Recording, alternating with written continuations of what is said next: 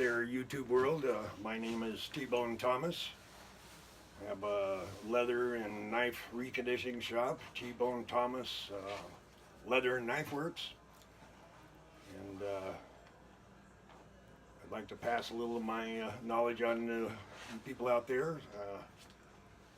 I learned how to sharpen a knife in Vietnam, actually, back in 1966, and been sharpening ever since.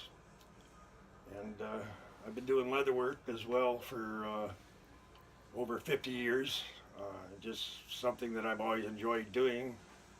And so put the two together, you know, making knife sheaths, repairing knives, reconditioning knives, and for that matter, reconditioning shoes and purses and belts and whatever. And I have a pretty nice shop here, and we'll take a tour of that. I live here in sunny California near the coast, Culver City. And so I have a little experience in these kind of things. What I'm going to go over, I'm going to do several videos here in the near future, and it's I'm going to start out with you know, probably a few projects that are simple to do, but they're reconditioning knives for one. One of the knives I'm going to recondition is this one here.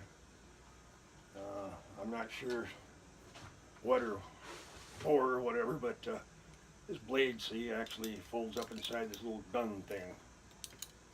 And it's got some wood handles that go with it. And like so, I don't know if you can see that or not. And so I'll be one of my projects, and to show you how to get started. Most people, they like to do, when they find a knife that's all rusty, they like to rip into it with a wire wheel, and that's probably about the worst thing you can do, because you're taking away part of the patina of the knife. But on these older knives, these plastics back then aren't as good as they are now on these handles, and it's easy to rip a handle apart. But we'll get to that, and like I mentioned, I'll give you a tour of my shop. It's a big shop, may take some time, but I ain't doing nothing. You ain't doing nothing. Hey, and one of the videos I'm going to do, I think, is on knife sharpening. Now, I've looked on YouTube, and there's probably 300 ways to sharpen a knife that I've seen on YouTube, and probably only one or two of those does somebody actually know what they're doing. Everybody's obsessed with this kitchen knife that has to slice tomatoes, you know, paper thin, and your kitchen knives has to be razor sharp. I mean, I don't remember the last time I shaved the fuzz off of a peach. I mean, that's what a razor knife is for, isn't it? I don't remember the last time I needed a tomato the thickness of a piece of paper either. And so the point is a razor sharp knife gets dull a lot faster than, say, a sharp knife. And a sharp knife is what I call a good kitchen knife. It'll cut everything just fine. Your tomatoes fine. But it's not so sharp that if you look at it, it's going to cut something. So, like your finger, for instance. And you got to remember, other people come in your kitchen are using your utensils, and they don't know it's like razor sharp, and things happen. And so, anyway, I'll be answering any of your questions you may want to know. I make a lot of really strange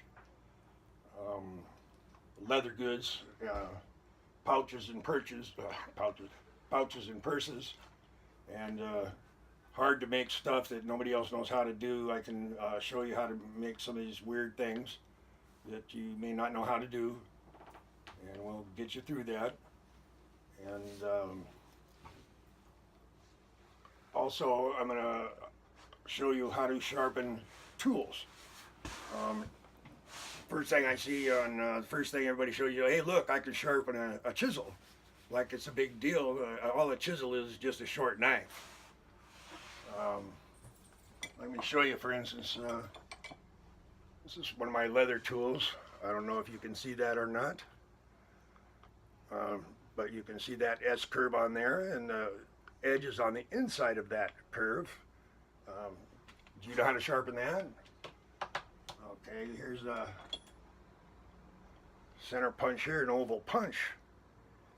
Do you know how to sharpen that, for instance? On some knives are curved opposite of a regular knife, and so the curve is on the inside. We'll show you how to do that. And there's some other weird shaped objects that we'll cut that off. Let's see what that looks like, and then we'll show the shop.